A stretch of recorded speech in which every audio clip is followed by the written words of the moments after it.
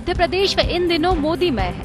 प्रधानमंत्री नरेंद्र मोदी ताबड़तोड़ मध्य प्रदेश के दौरे कर रहे हैं। पीएम मोदी इसी महीने 3 बार मध्य प्रदेश के दौरे पर आएंगे। 14 से 25 सितंबर तक प्रधानमंत्री नरेंद्र मोदी के 3 दौरे मध्य प्रदेश में प्रस्तावित हैं। 14 सितंबर को बीना आएंगे पीएम मोदी। बीना पेट्रोकेमिकल परिसर का भूमि पूजन करेंगे मोदी। 18 सितंबर को प्रधानमंत्री नरेंद्र मोदी का ओंकारेश्वर दौरा प्रस्तावित है।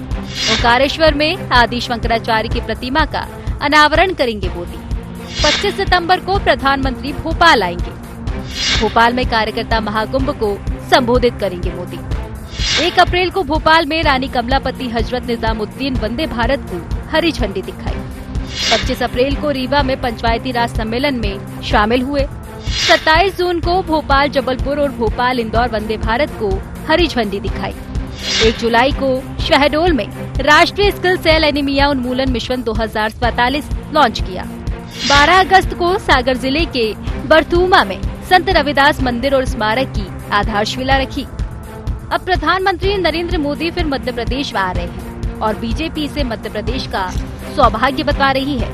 ये मध्य प्रदेश का सौभाग्य है कि प्रधानमंत्री जी पुनः 14 सितंबर को मध्य प्रदेश पधार रहे हैं। बुंदेलखंड की पवित्र धरती पर बीना वे पधार रहे हैं, जहां बीना रिफाइनरी स्थापित है, वो उसका भूमि पूजन करने पधार रहे हैं। लेकिन केवल पेट्रोकेमिकल उत्पाद नहीं, उसके साथ साथ चाहे वो टेक्सटाइल पार्क हो या निवेश की अलग अलग योजनाएं, लगभग 2 लाख करोड़ रुपए के निवेश के कामों का भूमि पूजन प्रधानमंत्री जी करेंगे। 3 लाख लोगों को रोजगार जिनमें मिलेगा। तो मध्य प्रदेश प्रधानमंत्री आते हैं तो सौगात दे के जाते हैं। तो वहीं कांग्रेस इस पर तंज कस रही है। कांग्रेस का कहना है कि बीजेपी को मध्य प्रदेश में अपनी विदाई का एहसास हो गया है, इसलिए वो मोदी के नाम का सहारा ले रही है। लेकिन इसका कोई फायदा नहीं मिलने वाला, क्योंकि प्रदेश की जनता ने परिवर्तन का मन बना लिया है।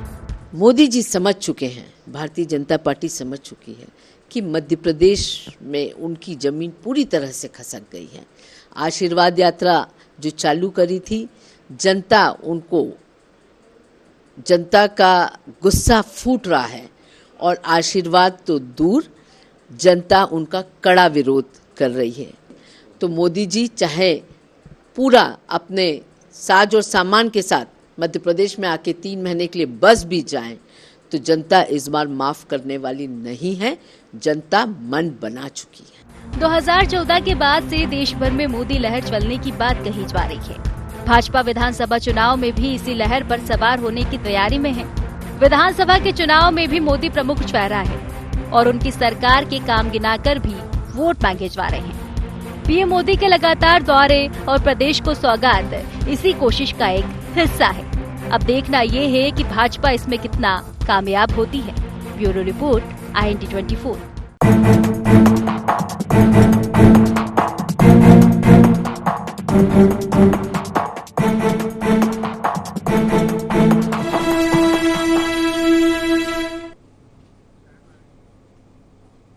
नमस्कार, IND एजेंडा MP में नमो नमो में आपका स्वागत है। मैं हूं राजेश सक्सेना। आज इसी मसले पर चर्चा करेंगे, डिबेट करेंगे, लेकिन उससे पहले एक नजर डाल लेते हैं एजेंडा पॉइंट्स पर। बार बार पीएम मोदी के MP दौरों के आखिर मायने क्या है? क्या मोदी मंत्र से पूरा होगा मिशन 2023?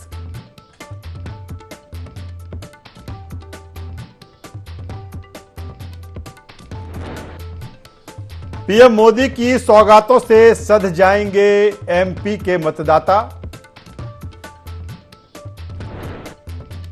किस चेहरे से पीएम मोदी का मुकाबला करेगी कांग्रेस? तो ये अहम एजेंडा पॉइंट्स है जिसके इर्द गिर्द आज की हमारी ये चर्चा होगी। तो जिस तरह से मध्य प्रदेश में जो सियासी बिसात है या कहें चुनावी बिसात है वो बिछ चुकी है, चाहे सत्ताधारी दल भारतीय जनता पार्टी हो या विपक्ष में बैठी कांग्रेस, और दोनों अपने अपने तरीके से रणनीति तैयार कर रहे हैं।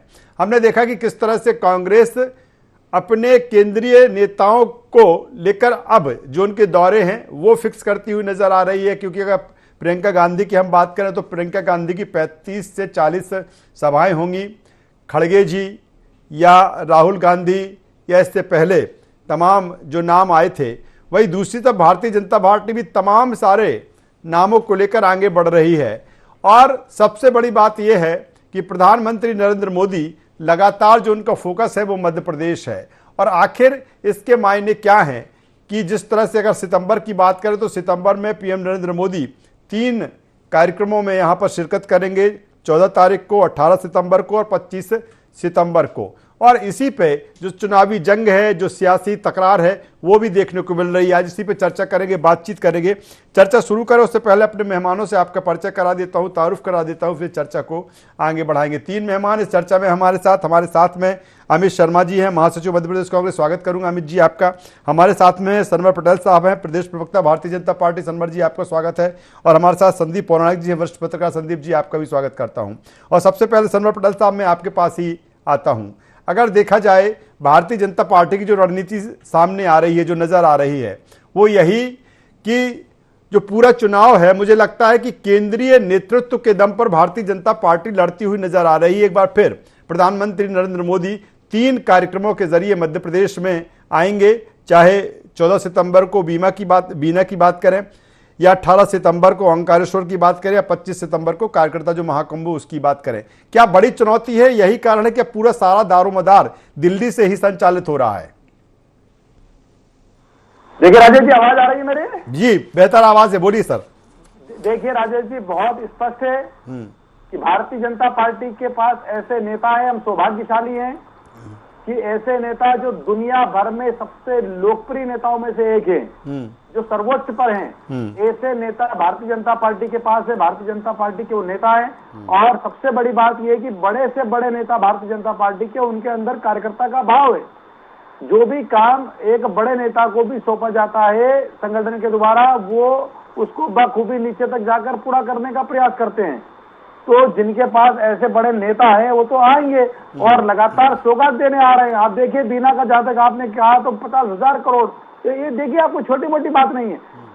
ये लगातार मध्य प्रदेश को समृद्धशाली बनाने का काम है, मध्य प्रदेश को आत्मनिर्भर बनाने का काम है। और हम अभिनंदन करते हैं, स्वागत करते हैं हमारे नेता का। चलिए स्वागत करते हैं नेता का। सीधे अमित जी के पास में आ जाता हूं। अमित जी, जिस तरह से देखा जाए कि जो मुकाबला है कांग्रेस का, मुझे लगता है बड़ा है। जिस तरह से पूरा केंद्रीय नेतृत्व मध्य प्रदेश पर फोकस किए हुए है, कैसे इस चुनौती से निपटेगी कांग्रेस? देखिए, सबसे पहले राजेश जी मैं बात बता दूं कि चाहे नरेंद्र मोदी जी आ जाए या शिवराज सिंह चौहान जी का तो चेहरा ही हटा दिया गया है, और चाहे नरेंद्र सिंह तोमर आ जाए या कोई आ जाए, ये चुनाव जनता को तय करना है। नरेंद्र मोदी तो कर्नाटक भी गए थे, इतना विश्व पटल पर चेहरा है तो फिर कर्नाटक क्यों नहीं जीत गए? नरेंद्र मोदी जी हिमाचल भी गए थे। तो ये जनता तय करती है कि किसको, किसके पायदान पर, किसकी नीतियां, क्या राजनीतिक समीकरण, क्या जातिगत समीकरण, और जनता को उसका लाभ सरकार द्वारा दिया गया है कि नहीं। आज मैं कहना चाहता हूं कि सनवर साहब तो कह रहे थे, वो तो प्रशंसा करेंगे देखिए, लेकिन उन्होंने शिवराज का नाम नहीं लिया। तो अमित शाह तो पहले ही स्पष्ट कर गए थे कि अब मोदी के चेहरे पर चुनाव होगा। आज जिस बीना रिफाइनरी पर करने आ रहा है, मैं कहना चाहता हूं कि अब तो शिवराज के चेहरे पर विश्वास नहीं बचा। ये 18 वर्षों में तीसरी बार प्रधानमंत्री तो पहली बार आ रहे हैं, इनके 2 बार केंद्रीय मंत्री, इनके मुख्यमंत्री, साथ में जाके कई बार वह बीना रिफाइनरी पर, बीना के अंदर बड़ी बड़ी घोषणाएं 18 वर्षों में कई बार जाकर, और 2 केंद्रीय मंत्रियों ने भी भूमि पूजन करे थे। बीना की लाइन बिछ रही थी, रिफाइनरी की पूरी लाइन मध्य प्रदेश में बिछ रही थी, तमाम उसका विस्तारीकरण हो रहा था। तो क्या वो पहले घोषणाएं थी? तो बीना की जनता, सागर की जनता जानती है कि किस तरीके से आज मुख्यमंत्री घोषणा करके आए और क्या प्रधानमंत्री जी कहेंगे। क्योंकि चुनाव की राजेश जी, चुनाव की आचार संहिता से आपका मुकाबला है, जिसकी न केवल देश में बल्कि वैश्विक स्तर के वो नेता बन गए हैं, और कहीं ना कहीं भारतीय जनता पार्टी उनका पूरा उपयोग कर रही है इस चुनाव में। देखिए, भारतीय जनता पार्टी, चूंकि भारतीय जनता पार्टी के तो वो नेता हैं, देश के प्रधानमंत्री हैं, मेरे भी प्रधानमंत्री हैं, लेकिन जब वो भारतीय जनता पार्टी के नेता के तौर पर आएंगे तो मैंने बताया ना, वो कर्नाटक भी गए थे, वो हिमाचल भी गए थे, वो दिल्ली भी गए थे, वो तमाम राज्यों में गए। तो अगर इतनी पृष्ठभूमि थी तो वहां के भी परिणाम बहुत, उन्होंने बजरंग बली और तोड़ दी दुश्मन की नली, बहुत सारी चीजें कही थी। तो प्रधानमंत्री जी के चेहरे पर वोट नहीं होगा। मुख्यमंत्री ने जो 18 साल में कराए, चाहे वो व्यापम घोटाले का त्याग हो, चाहे वो ई टेंडरिंग का मामला हो, चाहे वो 50% कमीशन का मामला हो, चाहे वो भ्रष्टाचार का मामला हो, महिलाओं के अत्याचार का मामला हो, चाहे बेरोजगारी हो, और लगातार बढ़ रही महिलाओं पर जो लगातार अत्याचार बढ़ रहे हैं मध्य प्रदेश में, इनका मामला हो। जनता को वोट देना है, नेताओं को संदीप जी वोट के पास नहीं में आ देना। जाता हूं। संदीप जी, सीधा सा सवाल कि ये अलग अंदाज में जिस तरह से चुनाव लड़ा जा रहा है भारतीय जनता पार्टी की तरफ से, आखिर उसके मायने क्या है? क्योंकि अगर पूरी तरीके से देखा जाए, बीजेपी की, भारतीय जनता पार्टी की जो कैंपेनिंग देखी जाए, पूरा केंद्रीय नेतृत्व उसमें समाया हुआ है। क्या मायने निकाले जाएं इस? देखिए राजेश जी, आप ये तय मान के चलिए कि इस बार का चुनाव बहुत कांटे का चुनाव है, करीब का चुनाव है। ये एक तरफा चुनाव नहीं है। राजनीतिक दल अपने तरह से व्याख्या कर सकते हैं, कांग्रेस अपने तर्क दे सकती है, बीजेपी अपने तर्क दे सकती है। बीजेपी 2018 के चुनाव हैं, उसके नतीजों से बहुत कुछ सीख ले रही है, मुझे ऐसा लगता है। वो किसी तरह की चूक नहीं करना चाहती कि 2018 फिर दोहरा दिया जाए। यही कारण है कि केंद्रीय नेतृत्व का दखल बहुत ज्यादा है। प्रधानमंत्री से लेके गृहमंत्री के दौरे लगातार हो रहे हैं। मध्य प्रदेश में केंद्रीय नेतृत्व की टीम डेरा डाले हुए है। और बीते 3 महीने की अगर हम राजेश जी बात करें तो बीजेपी के अंदर कई ऐसी घटनाएं हुई हैं जिन्होंने बीजेपी को ही कटघरे में खड़ा कर दिया। उनके नेताओं के ऐसे बयान आए जिससे पार्टी की मुश्किलें बढ़ी। लिहाजा पार्टी ने अमित शाह को यहां डिप्यूट किया। अमित शाह के यहां आने के बाद पार्टी की स्थितियां बदली हैं, बयानबाजी पर अंकुश लगा है। वे नेता जो घर में बैठ गए थे उन्हें सक्रियता दिखानी पड़ रही है, क्योंकि आगे की राजनीति भविष्य का सवाल है। लेकिन आपका जो मूल मुद्दा है कि प्रधानमंत्री के दौरे, जब आपके पास बड़ा चेहरा होता है कोई, तो स्वाभाविक सी बात है आप उसका बेहतर उपयोग करना चाहते हैं। और उसी के चलते प्रधानमंत्री के लगातार मध्य प्रदेश में दौरे हो रहे हैं। बीजेपी सजग है, सतर्क है, और वो उन स्थितियों में नहीं लौटना चाहती जिसकी आशंका लंबे समय से जताई जा रही है। उसका तोड़ क्या हो सकता है? बेहतर आपकी प्लानिंग हो, प्रचार अभियान आपका अच्छा हो, आपका तौर तरीका या नेताओं के मैदान में उतरने वालों की संख्या ज्यादा हो, और जो बेहतर चेहरा है आपके पास राष्ट्रीय राजनीति का उसको सामने लाए। तो बीजेपी मुझे लगता है कि अपनी रणनीति के हिसाब से आगे बढ़ रही है। क्या संदीप जी, जिस तरह से आपने कहा कि 2018 में जो अनुभव रहे हैं भारतीय जनता पार्टी के, उससे भारतीय जनता पार्टी ने सीखा है और एक अच्छी बात है। दूसरी तरफ ये भी कहा जा सकता है कि केंद्र भी किसी तरह का कोई रिस्क मध्य प्रदेश को लेकर नहीं लेना चाहता। वो जानता है 29 में से 28 सीटें उसको मिली थी, वो भी बरकरार रखना चाहता है। या फिर इसके अलावा बात की जाए छत्तीसगढ़ की या राजस्थान की, यही कारण है कि केंद्रीय जो नेतृत्व है या जो केंद्र है वो रिस्क लेना नहीं चाहता मध्य प्रदेश को लेकर, इसीलिए पूरी कमान अपने हाथ में। राजेश जी, आप थोड़े से वर्तमान दौर के घटनाक्रम पर अगर आप गौर करें, बीजेपी किसी भी तरह की एक चूक करने तैयार नहीं है। आज आप देखिए रवि किशन जी का दौरा हुआ जी, किस इलाके में हुआ? जहां भोजपुरी मतदाता या बिहार के मतदाताओं की संख्या है। रूपाला, केंद्रीय मंत्री रूपाला का दौरा उस इलाके में हुआ जो गुजरात से जुड़ा हुआ है। तो कुल मिलाकर के बीजेपी में सारे दाव पेंच, 28 सीटों की आपने बात की है, बीजेपी विधानसभा के साथ साथ उन 29 सीटों पे जो मध्य प्रदेश की हैं उन पर भी जोर लगा रही है। यही कारण है कि आज हम जो देख रहे हैं कि बीजेपी की सक्रियता, राजेश जी, आज से 2 महीने 3 महीने पहले बीजेपी के अध्यक्ष के अलावा या यूं कह ले मुख्यमंत्री के अलावा फील्ड में वो चेहरे नजर नहीं आते थे जो चेहरे अभी नजर आ रहे हैं। ये कारण बड़ा ये है कि अमित शाह वो राजनेता है बीजेपी के अंदर कि जिनकी आंखों के इशारे को राजनेता समझते हैं। यही कारण है कि पूरी बीजेपी मध्य प्रदेश में सक्रिय है। बेहतर बात संदीप जी आप कह रहे हैं कि जो कहीं ना कहीं ये कहा जा रहा था कि नाराज हैं, घर बैठे हैं, या फिर वो एक्टिवनेस उनकी नहीं दिख रही थी। जैसे ही केंद्रीय नेतृत्व मध्य प्रदेश में आता है वो सारे काम पर लग जाते। सीधे मैं सनवर पटेल जी के पास में आ जाता हूं। सनवर पटेल साहब, उसी बात को आगे बढ़ाऊंगा जिस तरह से संदीप जी कह रहे हैं कि 2018 के जो अनुभव रहे हैं, तमाम सारी चीजें जो आपने उससे सीखी हैं, जो आपकी कहीं ना कहीं चाहे मैनेजमेंट की चूक हो या तमाम सारी चाहे टिकट वितरण की चूक हो, यही कारण है कि केंद्रीय नेतृत्व अब सारा कुछ सेंट्रलाइज हो गया है वहां से। सनवर पटेल साहब, चलिए, सनवर जी से हमारा भी संपर्क फिलहाल टूट गया है। मैं सीधे अमित जी के पास में आ जाता हूं। अमित जी, अगर जब बात हम भारतीय जनता पार्टी की करते हैं, वो तमाम चेहरों की बात करना है, ठीक है, कांग्रेस भी कहीं ना कहीं उसी ट्रैक पर है। आप भी प्रियंका गांधी की 40 सभाएं तकरीबन जो अभी आई थी बात की 40 के लगभग सभाएं करेंगी, हर एक दिन छोड़ एक उनकी सभाएं होंगी। राहुल गांधी, खड़गे जी, तो आपको भी लगता है कि कहीं ना कहीं जब उनके आप केंद्रीय नेतृत्व पे सवाल उठाते हैं कि अब प्रदेश नेतृत्व पे विश्वास नहीं रहा, तो आप भी कहीं ना कहीं जो आपका प्रदेश नेतृत्व है वो भी डिपेंड दिल्ली पर है? देखिए राजेश जी, कोई भी राजनीतिक दल हो, उसका शीर्ष नेतृत्व निश्चित तौर पे कोई भी चुनावी संग्राम हो उसमें अपनी भूमिका अदा करने आता है।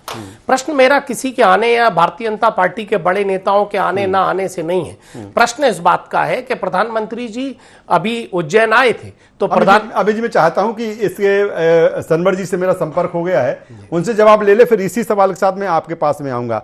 सनवर जी, जिस तरह से मैंने आपसे जो सवाल किया था आप तक पहुंचा कि नहीं, फिर दोहराई देता हूं कि संदीप जी जिस तरह से कह रहे हैं कि तमाम तरह की चीजें या तमाम सारे अनुभव आपने 2018 में लिए कि आप उस जादुई आंकड़े तक नहीं पहुंच पाए, यही कारण है कि अब सारा कुछ, और मैं भी कह रहा हूं कि कहीं ना कहीं केंद्रीय नेतृत्व भी कोई रिस्क नहीं लेना चाहता, और यही कारण है कि प्रदेश नेतृत्व से ऊपर जो आपकी टॉप लीडरशिप है दिल्ली से, उसको उतारा गया है।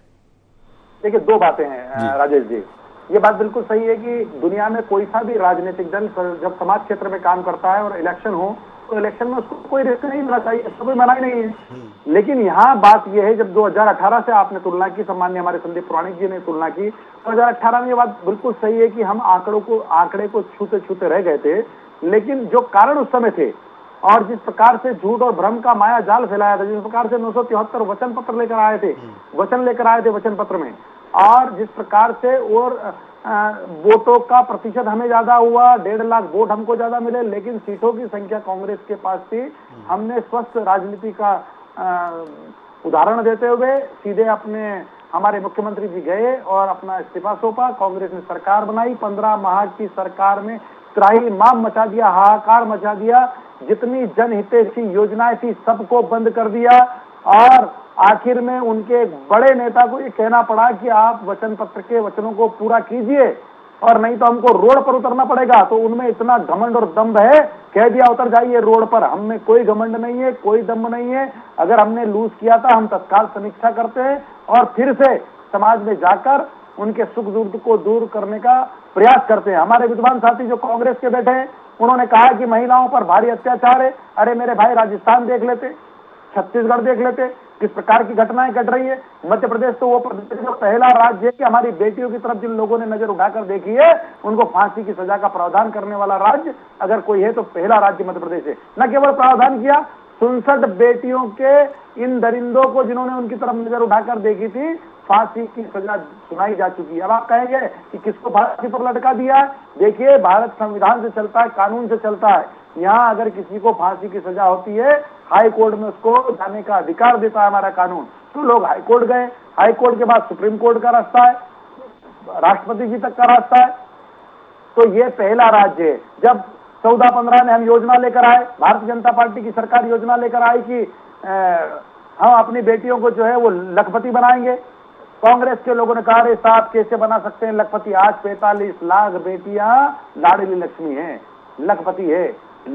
अब देखिए आपके सामने लाडली बहना आई, आज 1.25 करोड़ से ज्यादा जो हमारी बहनें हैं उनको सम्मान देने का काम, उनको सामाजिक सरोकार का काम भारतीय जनता पार्टी की सरकार कर रही है। आपने कह दिया महंगाई है, दुनिया नहीं दिख रही है आपको, आप टीवी नहीं देखते हैं, इंटरनेट का उपयोग नहीं करते हैं, मध्य प्रदेश की जनता करती है। वैश्विक कारण क्या है महंगाई के? आज यूरोप, वो जो चौधरी बनते थे दुनिया के, उनके वहां 200% महंगाई बढ़ गई है। आज हमारे अड़ोस पड़ोस के देश पाकिस्तान और बांग्लादेश, श्रीलंका आज लगभग भूखमरी की कगार पर आ गए, दिवाले की कगार पर आ गए। महंगाई बढ़ी है, हम मना नहीं कर रहे हैं, लेकिन महंगाई दुनिया के मुकाबले काबू में है। और काबू में इसलिए है कि हमारा नेतृत्व इस प्रकार का है। आज देश का नेतृत्व जिसके हाथ में है, आज प्रदेश का नेतृत्व जिनके हाथ में, आज रात दिन अपने समाज की, अपनी जनता की चिंता करने वालों का नेतृत्व है। अमित जी से जवाब ले लेता हूं। अमित जी, मेरा सवाल था, उसका जवाब वो जो सनवर पटेल साहब का। देखिए, सबसे पहले राजेश जी मैं सनवर पटेल साहब के जवाब दे दूं। हमेशा आप देखिएगा कि भारतीय जनता पार्टी के मध्य प्रदेश की अगर चिंतन की, मध्य प्रदेश की समस्या की बात करेंगे, ये दूसरे राज्यों में भी पहुंच जाएंगे। अरे भैया, वहां भी चुनाव है, वहां भी आपकी बीजेपी की प्रवक्ता होंगे, वो जवाब देंगे। मध्य प्रदेश पे जवाब कौन देगा? और रही बात, इतनी बहनें प्रगति पर है, लखपति हो गई है, करोड़पति हो गई है। मैं आपकी बात शांति से सुन रहा था। सरवर भाई, चिल्ला चिल्ला के झूठ सच नहीं होगा। मैं आपकी बात शांति से सुन रहा था। कांग्रेस की सरकार, मैं आपकी बात शांति से सुन रहा था। चिल्ला कर जनता को भ्रमित मत करो। मैं भी तेज चिल्ला सकता हूँ। सनवर पटेल साहब, मुझे लगता है कि अमित जी की बात आ जाए, फिर मैं आपके पास में भी आ जाऊंगा। पूरा वक्त है अभी। अमित जी, सनवर भाई एक विद्वान व्यक्ति हैं और मेरे ख्याल से अगर कहीं ना कहीं बैकफुट पर खड़े होते हैं तो उसको सुनना चाहिए। सरकार की कमियां हैं तो उसको ध्यान से सुनना चाहिए, क्योंकि विपक्ष की भी एक भूमिका होती है। 18 वर्षों में लगातार आप सत्ता में हैं। और मैं ये कहना चाहता हूं, किस सुरक्षा की बात कर रहे हैं? अभी आपके सागर में भूपेंद्र सिंह मंत्री के यहाँ चौथी घटना हो गई है। आप कहां की बात कर रहे हैं? छतरपुर में 4 महिलाओं पर घटना हो गई है। आप कहां की बात कर रहे हैं? अभी भोपाल के पास के एक गांव के अंदर घटना हो गई है। मैं कहना चाहता हूं, शर्म आनी चाहिए कभी कभी झूठ पर, और अपने अंतर मंथन में ध्यान से अध्ययन करना चाहिए कि हम कितनी बार झूठ बोल रहे हैं। मध्य प्रदेश प्रगति और उज्जवल पर पहुंच रहा है, प्रगति कर रहा है। अरे मध्य प्रदेश में लगातार बेरोजगारी की दर बढ़ रही है। सनवर भाई, आपके मुख्यमंत्री निवास पर अभी पटवारी भर्ती में जो भर्ती हो गई, जो सिलेक्ट हो गए नौजवान, उनको लाठियों से पीटा गया, वो अपने अधिकार को मांगने आए थे। लेकिन चुनाव है, अगर एक्टिवनेस की बात देखी जाए, सक्रियता की बात देखी जाए, तो आपको नहीं लगता कि भारतीय जनता पार्टी कहीं कांग्रेस से ज्यादा सक्रिय नजर आ रही है? चाहे उनकी तमाम सारी यात्राएं हैं, हालांकि आपने भी कहा कि 15 तारीख से जन आक्रोश यात्रा आप निकालेंगे, या पहली सूची उन्होंने जारी करने की बात, जब चुनाव है और इस तरह का चुनाव इस बार कहा जा रहा है कि जो स्थिति है मध्य प्रदेश में काफी नेट टू नेट है, तो ऐसे में नहीं लगता कि कांग्रेस कुछ पिछड़ती हुई प्लानिंग में नजर आ रही है? नहीं, इसमें कोई दो मत नहीं है। भारतीय जनता पार्टी एक्टिव है। शमशाबाद मुख्यमंत्री के गृह जिले में एक घटना हो गई। एक कई समाज के लोगों ने, एक ब्राह्मण समाज की लड़की उसके पिता के आत्महत्या का कारण बने, उसकी बेटी की छेड़छाड़ का कारण बने, लेकिन 12 लाख दे के मुंह बंद करने का काम भारतीय जनता पार्टी के लोगों ने किया। भूपेंद्र सिंह क्या मैंने अभी गिनाया आपको घटना हुई, इसमें कोई दो मत नहीं है, वो बहुत एक्टिव है, क्योंकि कानून यहां नहीं है। अब उनकी एक्टिवनेस से कुछ होने राजेश भाई नहीं वाला है, क्योंकि समय निकल चुका है। आप समझ गए कि हजारों करोड़ रुपए की प्रधानमंत्री आ रहे हैं, घोषणा करेंगे, और क्या 1 महीने बाद आचार संहिता लगने वाली है, क्या वो घोषणा पूरी होंगी? क्या ऐसी कुछ घोषणा और निर्माण कार्य उज्जैन में प्रधानमंत्री उद्घाटन करके गए थे, क्या प्रधानमंत्री जवाब देंगे कि जो मेरे मुख्यमंत्री ने और मेरे अधिकारियों ने 50% का, मेरे मंत्रियों ने भ्रष्टाचार कराए, जो मूर्तियां उखड़ गई, जो क्षतिग्रस्त हो गई, क्या उज्जैन का और जिस तरीके से महाकाल मंदिर पर इस तरह की घटना हुई, क्या उसकी माफी मांगेंगे? आज ये घोषणाओं से प्रदेश नहीं चलने वाला। संदीप जी से आखिर कमेंट से ले लेता हूं। भारतीय जनता पार्टी को कहना चाह रहा हूं कि जिस तरीके से विचलित भारतीय जनता पार्टी हो रही है, जैसे दो नेता खंड खंड में, संदीप जी से आखिरी कमेंट से लूंगा। ये इसकी घबराहट का स्पष्टीकरण है। 2-3 चीजें अहम है इस डिबेट, इस चर्चा के बाद, कि अगर जो मैंने कहा एक्टिवनेस और जो सक्रियता की बात की, कि भारतीय जनता पार्टी किस तरह से सक्रिय होकर जो तमाम सारी चीजें हैं वो दिख रही हैं। संसाधन के तौर पर भी देखें तो भारतीय जनता पार्टी कहीं कांग्रेस से आगे निकलती नजर आ रही, आगे है। तो क्या वाकई अभी कांग्रेस को जो एक्टिवनेस होना चाहिए था, जो सक्रियता दिखनी चाहिए थी, वो अभी कमी है बशर्ते भारतीय जनता पार्टी के? देखिए राजेश जी, ये बात बिल्कुल सही है कि कांग्रेस लंबे अरसे से मध्य प्रदेश की सत्ता से बाहर है। 15 महीने आप देख लें कि वो सत्ता में रही है। बीजेपी केंद्र में सत्ता में है, राज्य में सत्ता में है। जो राजनीतिक दल लंबे समय तक सत्ता में रहता है, उसके पास संसाधन अच्छे होते हैं, ज्यादा होते हैं। तो इस मामले में तो बीजेपी कांग्रेस से कहीं आगे है। दूसरी तरफ आपने जो सक्रियता की बात कही, ये बात बिल्कुल सही है राजेश जी, कि बीजेपी कांग्रेस की तुलना में बहुत ज्यादा सक्रिय है। कारण भी है उसके, ऐसा नहीं है कि वो यूं ही है। उनके यहाँ संगठन की जो संरचना है, संगठन के जो काम करने की शैली है, वो शैली कांग्रेस में नहीं है। वहां एक व्यवस्थित प्रोग्राम बनाया जाता है, निर्देश जारी किए जाते हैं, लोगों को काम करना पड़ता है। और एक कारण और भी जो मुझे नजर आता है वो एज ग्रुप का भी है राजेश जी, कहीं ना कहीं जी। बीजेपी के पास युवाओं की टीम बड़ी है। मैं ये नहीं कहता कि कांग्रेस के पास युवाओं की टीम नहीं है, लेकिन कांग्रेस उन युवाओं का बेहतर तरीके से उपयोग नहीं कर पा रही। अब ये तो अमित जी जाने कि उनके यहां ये उपयोग क्यों नहीं हो पा रहा। अगर हम 50 और 60 के बीच की उम्र के नेता देखते हैं तो बहुत नेता है कांग्रेस के पास जिनका अपना जनाधार है, जिनका अपने क्षेत्र में प्रभाव है, मगर उन्हें जिम्मेदारियां देने में कांग्रेस हिचकती है, पिछड़ती है। यही कारण है कि जो नई पीढ़ी तैयार हो रही है वो उतनी सक्रिय नहीं हो पा रही, क्योंकि एज गैप जो होता है या पीढ़ी का जो अंतर होता है उसका राजनीतिक दल पर असर पड़ता है। मुझे लगता है कि यही कारण। चलिए, बेहतर बात संदीप जी आप कह रहे हैं, और जब चुनावी मोड में मध्य प्रदेश में है, चाहे वो भारतीय जनता पार्टी हो चाहे कांग्रेस हो, अपने अपने तरीके से आगे बढ़ रही है और भारतीय जनता पार्टी अपने शीर्ष नेतृत्व का ज़्यादा से ज़्यादा उपयोग मध्य प्रदेश में कर रही है। हालांकि कांग्रेस भी पीछे नहीं है, उनके भी तमाम जो केंद्रीय लीडर हैं, जो नेता हैं, जो चेहरे हैं, वो भी उतार रही है। और चूंकि जिस तरह की ये जंग है, जिस तरह की जो लड़ाई है मध्य प्रदेश की, कहा जा रहा है इस बार का चुनाव, 23 का चुनाव कुछ अलग है। तीनों मेहमानों का धन्यवाद करूंगा, शुक्रिया करूंगा। तो कुल मिलाकर जिस तरह से जो चुनावी लड़ाई है और चुनावी लड़ाई की जो चुनावी तैयारियां हैं, दोनों तरफ से तेज़ होती जा रही हैं, दोनों तरफ से और पुख्ता नज़र आ रही हैं। और इसी के चलते भारतीय जनता पार्टी देश के प्रधानमंत्री नरेंद्र मोदी का ज़्यादा से ज़्यादा उपयोग मध्य प्रदेश में कर रही है। सितंबर में उनके 3 कार्यक्रम प्रस्तावित हैं।